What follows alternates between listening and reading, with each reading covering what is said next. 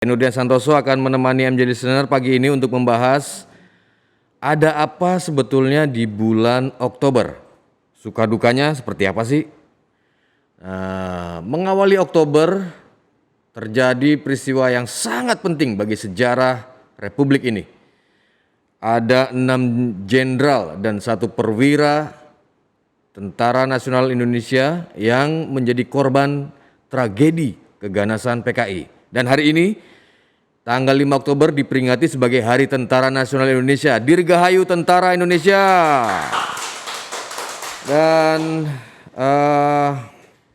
peristiwa-peristiwa itu seperti misalnya tragedi 65 itu kemudian juga mengubah arah sejarah modern Indonesia dan mungkin Asia, dan juga kemudian memunculkan lahirnya seorang jenderal yang kemudian menguasai Indonesia selama 3 dekade. Dan sudah 56 tahun tragedi itu berlangsung, tapi masih banyak dari sebagian publik atau sebagian kita yang belum memahami betul apa dan bagaimana yang terjadi pada saat itu. Sambil kita menunggu sambungan dari audio dari Bang Nuim, MJ Listener juga mungkin sedikit saya akan menyampaikan beberapa poin ketika bulan Oktober. Bang Nuim, selamat pagi. Assalamualaikum. Warahmatullahi. Agak kesilapan sedikit tadi, mungkin karena ini Oktober, ini banyak peristiwa. Bang Nuim. Karena begini Nurdian. Sebelum kita mulai, saya ingin menyampaikan sesuatu ya. Tadi kan disebut-sebut mengenai Melbourne katanya, mengalahkan Buenos Aires, mengalahkan kota di Argentina. Tapi sebelumnya tidak banyak yang mengetahui bahwa Melbourne ini berulang kali terpilih sebagai kota yang paling nyaman, yang paling nyaman untuk dihuni. The most livable city in the world. Bertahun-tahun Melbourne itu, karena dia ini seperti apa ya? Ada pernah seorang menteri dari Indonesia bertanya kepada saya. Dia mengatakan, Pak Nuim, saya punya 2 anak. Yang satu sudah sekolah di Universitas Melbourne. Tapi yang satu lagi, saya pikir-pikir mau kirim ke Universitas Sydney. Lalu apa bedanya katanya? Saya bilang begini, Bu, payah saya membedakan antara Melbourne dengan Sydney. Karena saya tinggal di Melbourne. Jadi orang selalu mengatakan begini, Sydney itu, Bu, seperti perempuan yang cantik yang ingin kita bawa ke pesta-pesta untuk pamer. Tapi kalau Melbourne ini perempuan yang tidak begitu cantik, tapi kita ingin untuk hidup kita seumur hidup, hidup mati kita, pokoknya hidup dengan perempuan ini. Inilah dia katanya. Perempuan Melbourne ini tidak begitu penuh pamor, tapi kita ingin untuk hidup bersama dia, kalau bisa sehidup semati. Kalau gitu saya kirim ke Universitas Melbourne aja lah katanya. Jadi begitulah Melbourne itu. Dan bisa juga satu hal lagi yang tidak begitu banyak diketahui oleh orang di Indonesia. Banyak yang tidak mengetahui bahwa Australia ini jamnya itu berada di depan. Jadi matahari lebih dahulu terbit di Australia, baru terbit di Indonesia. Anehnya, ini ada aneh. Orang selalu mengatakan, wah ini musim dingin ya kalau bulan Desember. Oh tidak, kebalikan. Di Melbourne musim dingin itu adalah bulan Mei, Juni, Juli ya, atau Juni, Juli, Agustus itu musim dingin. Kebalikan, ketika di utara musim panas, di Melbourne musim dingin. Nah, sekarang ini kita sudah masuk musim bunga. Jadi nanti bulan Desember, ketika orang merayakan Natal dengan salju dan lain sebagainya, itu di Melbourne sedang teriknya sinar matahari sangat luar biasa karena di tengah-tengah musim panas. Dan satu hal lagi, sejak hari Minggu kemarin dahulu, itu kami di Melbourne itu harus memajukan jam 1 jam. Jadi ketika hari Sabtu malam akan tidur, jam kita majukan 1 jam. Karena besok kita bangun pagi, itu Melbourne sudah 4 jam lebih dahulu daripada di WIB, waktu Indonesia Barat. Sebelumnya cuma 3 jam. Nah, jadi sekarang ini di Melbourne tepat pukul 11:38 waktu Melbourne, artinya tepat pukul 7:38 waktu Indonesia Barat. Oke Bang Nuim. Jadi berbeda. Ya, itu dia sedikit mengenai Melbourne. Nah, mengenai Indonesia dan mengenai Jakarta, mengenai 56 tahun silam Bang Nuim yang terjadi di Indonesia. Ketika waktu itu Bang Nuim masih berada di Indonesia ya? Ya, saya sudah dalam tanda kutip mengungsi ke London bekerja di BBC. Jadi peristiwa yang sebenarnya disebutkan 30S ya, atau 30 September 1965, sebenarnya kejadian yang mengerikan itu adalah pada tanggal 1 Oktober karena sudah dini hari. Jadi catatan sejarah. Ini masalahnya Nurdian begini. Barangkali kita perlu memikirkan, sejarawan-sejarawan kita perlu memikirkan dengan sungguh-sungguh untuk menulis sejarah yang sungguh-sungguh, apa adanya, secara jujur, secara objektif mengenai apa sebenarnya yang terjadi dalam tahun 1965 karena bersimpang siur. Jadi kita banyak terpaksa mengandalkan kepada tulisan-tulisan orang dari barat. Entah bagaimana mereka seakan-akan punya bahan yang lebih banyak gitu mungkin lebih banyak dan lebih dekat dengan kejadian yang sebenarnya. Karena padahal peristiwa terjadi di Indonesia loh Bang Nuim ya. Ya itu dia. Tapi kan orang mengatakan, selalu dulu kalau saya diwawancarai, saya bertanya kepada orang atau wartawan radio atau surat kabar di Indonesia, kenapa bertanya kepada saya tentang keadaan Indonesia?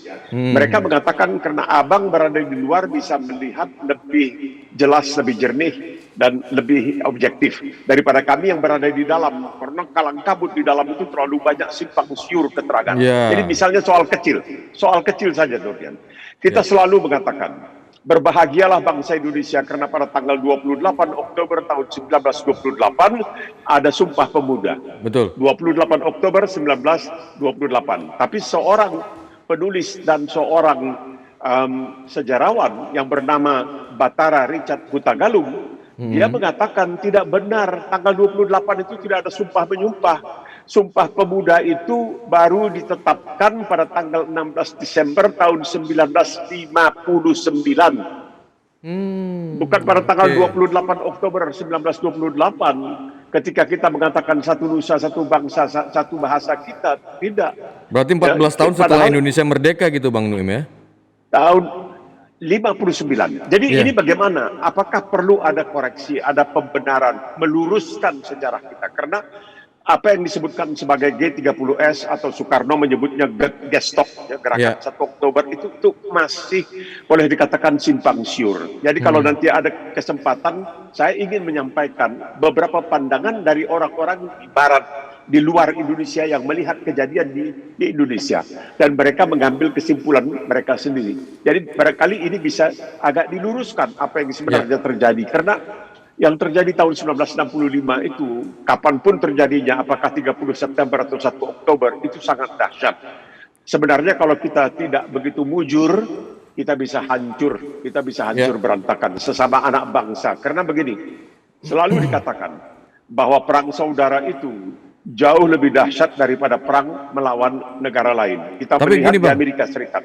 Bang Nuim, sebelum masuk ke perang saudara, sebetulnya ini yang mengganggu pikiran kita semua mungkin, dan saya akan mewakili. Apa untungnya sebetulnya bagi kita, bagi kami generasi saat ini, mempelajari sejarah yang masih diperdebatkan dan kadangkala yang masih ada belok-beloknya ini gitu loh Bang? Mesti. Jadi Soekarno dalam salah satu pidatonya memberi judul Jas Merah. Jangan meninggalkan sejarah, jangan melupakan sejarah. Karena ada seorang, kalau tidak salah dari Spanyol ya, George Santayana mengatakan, barang siapa melupakan sejarah cenderung akan mengulangi kesalahan sejarah. Sejarah itu penting sekali. Jadi oleh sebab itu, maaf kalau saya mengatakan, Al-Quran itu selalu mengatakan, tidakkah kamu melihat? Artinya tidakkah kamu belajar dari sejarah? Apa yang pernah terjadi terhadap sejarah? Kamu mesti melihat. Karena kita harus mengetahui perjalanan anak bangsa kita. Jadi satu hal, Soekarno mengatakan, jangan sekali-kali meninggalkan sejarah. Jangan sekali-kali melupakan sejarah. Karena dia merujuk pada apa yang dikatakan oleh George Santayana. Barang siapa melupakan sejarah, cenderung akan mengulangi kesalahan sejarah itu. Jadi kita harus belajar dari sejarah. Sejarah itu pentingnya bukan alang kepalang. Jadi kita mesti belajar karena begini, kesalahan dari Bung Karno, maaf kalau saya mengatakan ini kesalahan. Beliau mengetahui bahwa dalam tahun 1948 PKI itu melakukan penikaman dari belakang. Untung pada waktu itu ada Siliwangi, sehingga mereka bisa ditumpas ketika bangsa Indonesia sedang berjuang untuk memerdekakan dirinya dari penjajahan Belanda selama ratusan tahun. Tiba-tiba ada penikaman dari belakang oleh komunis tahun 48. Ketika itu Musso ya Bang ya? Musso yang memimpin ya? Di Madiun. Musso di Madiun. Tapi kenapa kemudian oleh Bung Karno saya sebagai seorang waktu itu masih di universitas ya tahun 60-an, kenapa kami dipaksa untuk mengkaji, untuk menerima, untuk mengagung-agungkan, untuk memuliakan Nasakom? Ya. Bukankah kita sudah mengetahui bahwa komunis ketika diberi kesempatan akan menikam dari belakang? Ya. Nah, apapun yang ingin dikatakan oleh orang, kenyataannya adalah bahwa dalam tahun 1965 telah terjadi suatu peristiwa yang mengerikan di mana 7 orang perwira, 6 militer, 6 jenderal, Ya. 1 Perwira menengah, itu mereka sudah pasti mereka dibunuh. Ya. Oleh siapa? Ya sampai sekarang dikatakan oleh komunis. Ya. Kenapa diberikan mereka kesempatan ini? Barangkali kesalahan Bung Karno, dia lupakan sejarah, dipaksakan sehingga waktu itu dia marah sekali dengan para alim ulama yang mengadakan muktamar di Palembang di Sumatera Selatan karena mereka tidak mau menerima komunisme. Soekarno menuduh mereka sebagai komunistofobia dan lain sebagainya. Karena kita tahu sejarah sudah menunjukkan apabila diberikan kesempatan ini komunis bukan tahun hanya 48, tahun 26 dan sebelumnya. Jadi bagaimana kita mesti mengetahui sejarah. Jadi mereka ini diberikan kesempatan dan mereka harus kita ingat. Komunis itu punya kiblat. Kiblat mereka itu adalah Moskow dan Beijing. Waktu itu Peking. Moskow dan Peking. Inilah yang berbahaya. Jadi mereka itu bukanlah nasionalisme Indonesianya, tidak. Tapi mereka itu adalah universalisme. Mereka itu menganggap bumi semua ini tidak ada nasionalisme kebangsaan, tapi nasionalisme proletariat dan lain sebagainya. Jadi kita perlu. Jadi orang-orang seperti Nurdian yang masih muda harus mengetahui dan harus awas. Karena diberikan kesempatan, mereka akan kembali lagi melakukan keonaran seperti yang pernah terjadi dalam tahun 1965. Tapi begini Bang Nuim, banyak ditemukan fakta, bahkan juga banyak juga yang saling bertentangan gitu. Ada yang membenarkan bahwa peristiwa itu terjadi seperti itu, ada yang kemudian juga membantah. Lalu bagaimana dan di mana kami generasi muda ini mencari kebenaran tentang fakta-fakta sejarah G30S dan Oktober Kelam itu? Ya itu dia. Di situ kita harus berani untuk membaca berbagai macam versi sejarah dari berbagai macam. Misalnya saya ambil satu. Ini dari seorang yang bernama Hamish McDonald. Hamish McDonald seorang wartawan senior dari Australia yang sangat mengerti tentang Indonesia karena dia pernah lama di Indonesia. Dia juga pernah di Tokyo, pokoknya di banyak negara Asia Tenggara. Dan dia menulis seperti ini. Dalam bukunya berjudul Demokrasi Indonesia di abad ke-21.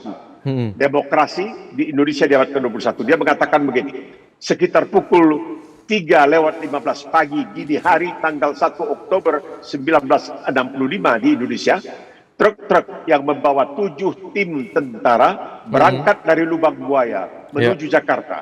Kemudian menyerbu kediaman-kediaman para jenderal yang masih tidur dan membantai 6 orang jenderal dan seorang kapten yaitu Pierre Tandean yang merupakan ajudan dari Jenderal Abdul Haris Nasution. Jadi kalau catatan wartawan senior Australia Hamish McDonald yang sudah kenyang makan asam garam jurnalistik sebagai koresponden luar negeri yang pernah bertugas di Jakarta, di Tokyo, di Hong Kong, New Delhi dan Beijing, sesuai dengan kejadian pembantaian ke-6 jenderal dan seorang kapten TNI itu, maka Bung Karno tidak keliru ketika menyebut nama suatu gerakan sebagai gestok gerakan 1 Oktober. Bahwa itu terjadi pada pukul 3:15 dini hari tanggal 1 Oktober 1965. Jadi ini terpaksa ada John Rusa, ROOSA, ini dari Amerika. Dia juga seorang penulis yang dia banyak sekali mengetahui tentang Indonesia, bahkan melampaui dari yang diketahui oleh sejumlah sejarawan di Indonesia. Dia melakukan penelitian dan dengan jeli melihat bahwa memang telah terjadi sesuatu yang sangat luar biasa pada tahun 1965 antara 30 September dan 1 Oktober. Itu yang disebutkan sebagai sekarang ini Gestapo atau gerakan 30 September. Bang Nuim, sebelum kita jeda Bang, ada satu pertanyaan tapi nanti mungkin Bang Nuim akan menjawab pertanyaan itu setelah jeda berikutnya nanti. Sebetulnya bagaimana mungkin TNI atau tentara kita pada saat itu bisa disusupi oleh ideologi komunis yang notabene bertentangan dengan Sumpah Prajurit? Ya, tidak juga. Tidak juga. Kita mesti juga mengingat bahwa sebelum itu kan sudah ada PRRI Permesta. Ya. Kenapa ada pergerakan-gerakan yang juga waktu itu dipelopori oleh tentara? Ya. PRRI Permesta ya VNC semua kita tahu tentang jenderal-jenderal lain kecuali Nasution yang tetap setia kepada pemerintah pusat. Jadi tidak mengherankan kalau itu terjadi karena ada seorang yang bernama Syam Kamaruzaman. Ini orang yang disusupkan dan dia bisa mempengaruhi. Jadi menariknya begini, menurut seorang cendekiawan Amerika yang sudah banyak makan asam garam lah tentang Indonesia, melaporkan tentang Indonesia, ya, termasuk kasus G30S, namanya John Rusa, yang disebutkan di ROOSA. Oke, kalau nggak salah bukunya Dalih Pembunuhan Massal ya Bang ya, menulis buku itu ya, kalau nggak salah ya. Ada salah satu di antaranya. Tidak ada maksud oleh PKI untuk menghabisi ke-6 jenderal. Yang disasar seluruhnya 7, tapi kan Jenderal Nasution selamat. Nah, tujuan PKI pada waktu itu, kata John Rusa, adalah untuk menangkap ke-7 jenderal yang kemudian akan diarak dan dilecehkan di depan Bung Karno. Karena mereka ini dianggap kurang patriotis, kurang revolusioner, kurang waktu itu kita sedang hebat-hebatnya karena mau mengganyang Malaysia. Jadi rupanya ada di dalam tentara pada waktu itu di TNI ada yang tidak setuju. Karena kita barangkali mereka menganggap belum siap untuk perang melawan Inggris. Waktu itu Inggris Selandia Baru yang itu kan Malaysia itu kan didukung antara lain oleh SEATO kan, Southeast Asian Treaty Organization. Mereka menganggap ini bahaya kalau kita perang, mungkin kita tidak akan bisa menang, malahan kita bisa kalah dan keadaan yang sudah terpuruk pada waktu itu, ekonomi kita yang sudah betul-betul agak mundur akan menjadi lebih mundur lagi karena kita tahu bahwa pertempuran-pertempuran kecil sudah terjadi di Kalimantan Utara istilahnya. Waktu itu di Kalimantan Utara. Jadi sebenarnya di kalangan tentara itu juga tidak seluruhnya bersatu padu karena jangan lupa, Nurdian, jangan lupa ketika akhirnya terjadi G30S dan komunis dihancurkan, Soekarno dilengsarkan, maka siapa yang dikirim oleh Soeharto untuk secepatnya menjalin kembali hubungan antara Indonesia dengan Malaya dengan ini? Benny Murdani juga dari tentara. Dari Benny Murdani yang dikirim. Jadi di sini kelihatan bahwa di dalam batang tubuh TNI sendiri pun tidak ada persatuan, ya, secara keseluruhan mungkin, tetapi masih ada perbedaan-perbedaan. Ada faksi-faksi gitu Bang ya? Ada faksi-faksi. Kenapa yang dipilih itu hanya di 7 orang saja? Tidak semua jenderal dihabisi. 7, termasuk Yani, Suparman dan lain sebagainya. Ini karena mereka inilah yang dianggap kurang revolusioner, kurang gigih, sikap revolusioner mereka. Ini jadi jangan mengherankan. Itu tidak mengherankan sebenarnya. Walaupun niat utamanya sebenarnya bukan melakukan pembantaian, tetapi untuk mempermalukan mereka. Sebagai mereka itu baru diarak di depan Soekarno untuk menunjukkan bagaimana dahulu Soekarno dan Hatta juga pernah diculik oleh para pemuda, termasuk ada Malik, Soekarni misalnya. Itu kemudian mereka dipaksa untuk membuat proklamasi kemerdekaan 17 Agustus 1945. Jadi ini hampir sama keadaannya, tapi ada keterlanjuran, ada kesilapan di situ. Terjadi pembantaian, pembunuhan. Nah, itulah dia G30S. Tapi mungkin saja memang ada barangkali pihak lain yang dengan lihainya masuk ke dalam melakukan macam provokasi dan lain sebagainya sehingga terjadilah pembantaian G30S yang minimal menyebabkan paling tidak 500.000 orang di Indonesia itu tewas. Ya, mungkin lebih dari itu, mungkin 1 juta, mungkin lebih, kita tidak tahu. Tetapi komunis karena sudah terlanjur melakukan hal itu tidak bisa surut langkah. Ini layar sudah terkembang, tidak bisa lagi kembali ke pantai. Ini mesti jalan terus. Nah, itulah yang terjadi kemudian. Meskipun banyak yang mengatakan sebenarnya kalau kita katanya teliti betul-betul, Soeharto juga mengetahui, sudah mencium akan adanya suatu gerakan, tapi tidak pasti gerakannya sebagaimana. Nah, keterlanjuran itu adalah ketika 6 orang jenderal dan seorang kapten dibunuh, maka apa boleh buat? Ini langkah sudah diayunkan, tidak surut lagi ke belakang, sudah terlanjur. Nah, itulah yang terjadi kemudian. Yang lebih mengerikan lagi adalah Bang, PKI ini mampu menyusup di 3 matra, bahkan mampu menarik jenderal-jenderal di 3 matra itu untuk bergabung, perwira menengahnya, kemudian sampai ke bawah-bawahnya, bahkan sampai membentuk pasukan sendiri yang dikomandani sama Untung gitu. Termasuk Ya, tapi kan ini pasukan aneh pengawal kan, itu kan presiden loh mereka, Bang. ya itu Cakradirawa, Ya, namanya sekarang Pas Pampres. ya, Dulu Cakradirawa, untung hanya letnan kolonel, tapi dia otaknya. Latif itu misalnya kolonel penuh bintang 3 ya, Melati, tapi dia berada di bawah Untung. ya. Jadi Untung sebagai orang yang merencanakan semua ini dengan niat atau alasan ingin menyelamatkan Bung Karno dari mungkin kudeta. Padahal Dewan Jenderal itu adalah suatu kelompok jenderal yang mempertimbangkan kenaikan pangkat dari tentara-tentara. Karena kita tahu waktu itu katanya Angkatan Udara di bawah Ubardani ini yang sangat-sangat pro dengan Soekarno, sangat Ya. pro dengan Syam, dengan Untung, dengan Cakrawirawa dan lain sebagainya. Ya, sedangkan Angkatan Laut barangkali di tengah-tengah, Angkatan Darat sudah berseberangan dengan angkatan Udara pada waktu itu. Oke, Jadi Bang Nuin. inilah yang perlu diluruskan. Ya.